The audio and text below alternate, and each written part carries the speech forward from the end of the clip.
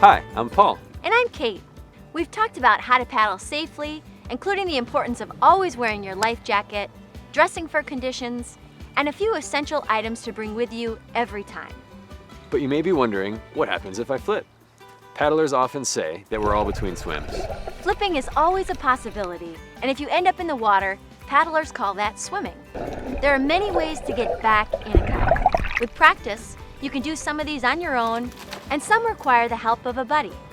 We're going to quickly demonstrate a few different methods for getting back into a kayak. If you're paddling a sit-on top, this video may be sufficient. But to master some of the more advanced techniques, especially for sit-inside kayaks, getting some professional instruction is a great idea. Getting back on a sit-on-top kayak is the simplest situation. First, be sure your kayak's floating right side up. If it's not, turn it over by pushing on one side and pulling on the other. Next, if you're paddling with a buddy, ask them to stabilize your boat. Even if your friend isn't right there, don't worry. You should still be able to climb back aboard your kayak by yourself, especially if you've practiced the technique before. Swim to the back of your kayak and pull your chest on top of the boat. It helps to start by floating your legs behind you at the surface. Then kick with your legs as if you're getting out of a swimming pool.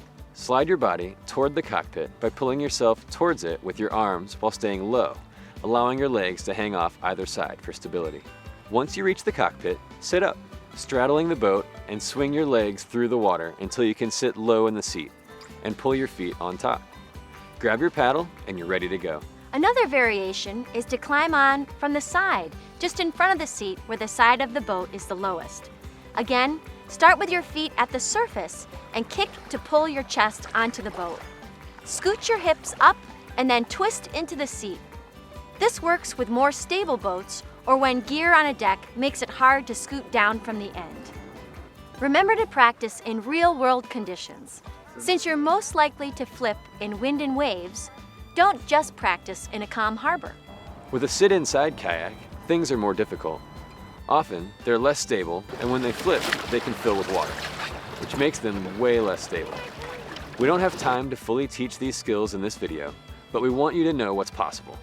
The most common method is called an assisted re-entry, and as the name implies, it relies on teamwork. The paddler who is still in her boat helps the swimmer by steadying his kayak as he gets back in.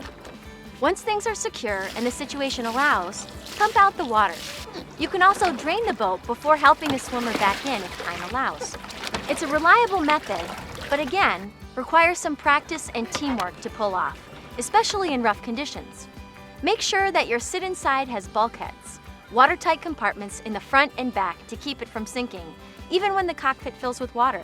If it doesn't, get a set of inflatable airbags at your local paddling shop. These techniques are easy and fun to learn if you take a class.